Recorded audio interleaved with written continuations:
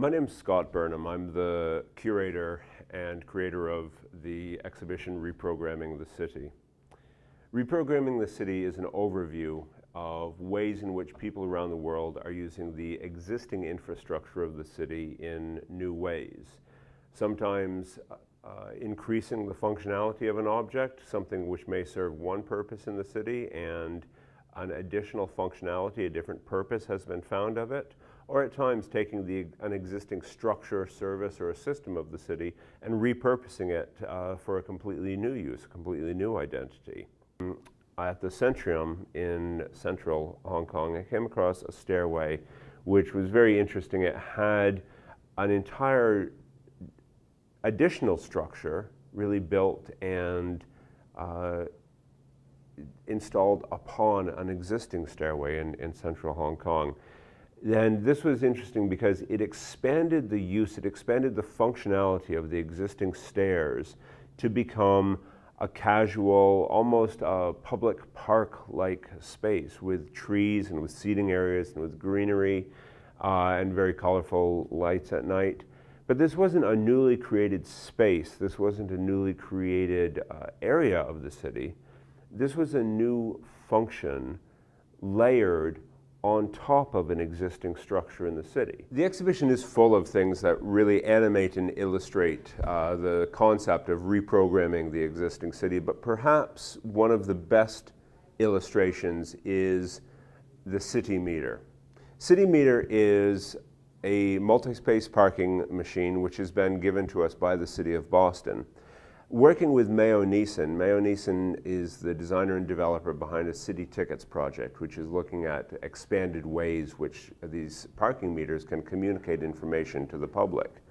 So we have taken an existing parking machine and reprogrammed it to start communicating different layers of information to the public. It is now talking about fault reports, a broken street light, a pothole that needs repairing, faults that have been reported to the city with a real-time report back from the city about what they are doing to resolve these issues. Perhaps one of the most ubiquitous pieces of urban structure and urban infrastructure out there is the billboard. In the final corridor of the exhibition, we look at ways in which people have repurposed, reimagined, and completely reinvented the billboard structure. One of these projects is Urban Air by Glassman.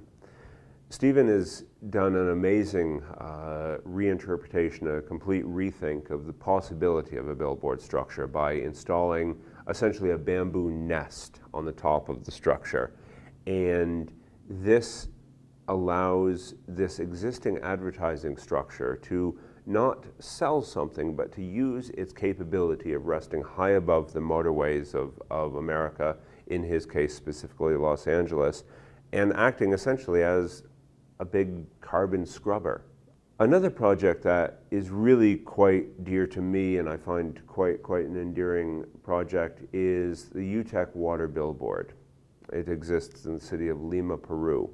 The people at UTEC developed essentially a water or moisture harvesting billboard that condenses the moisture from the air and turns it into drinkable water, so that in the morning the local residents need to do nothing more than to go to the base of the billboard and simply turn on the faucet. And it really is a brilliant example of what can be done both creatively, imaginatively, and essentially, pragmatically, for a local population by rethinking the possibilities inherent within the existing infrastructure of the city.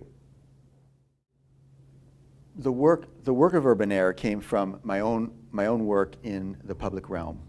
I did a lot of work on in bridges, streetscapes, things like that, and I was really sort of taken with the notion of the civic architecture, civic infrastructure, that accessibility of the everyday interaction being a medium of creativity and art. What Urban Air does, I believe, is it recontextualizes what we've seen to this point as a blight, this blight of advertising. and recontextualizes it to become as an infrastructure that currently serves to advertise and to sell, but can be an infrastructure for service and interconnectivity. I'm representing Softwalks, which is a project that I'm working on with my collaborator, Howard Chambers.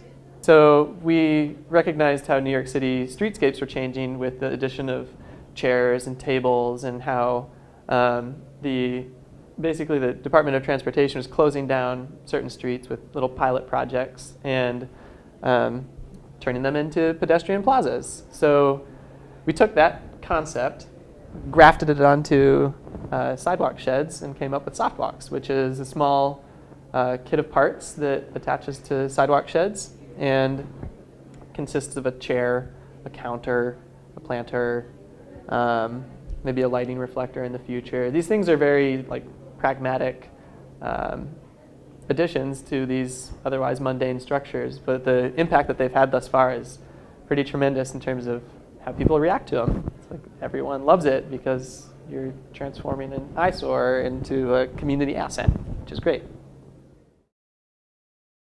Hi, my name is Malia Lazu, and I'm with the Future Boston Alliance, and I'm here at the BSA for this amazing exhibit. It's just so incredible to see Scott's work. One of the wildest things is this billboard that takes water from the humid air of Lima, Peru, and gives it to people who are in need of water. And it's that sort of exploration that I think we need to do more of as a society. I'm Mike Davis. I'm the president of the BSA for 2013, and I'm here at BSA Space for the opening of Reprogramming the City, the latest and greatest exhibit at BSA Space.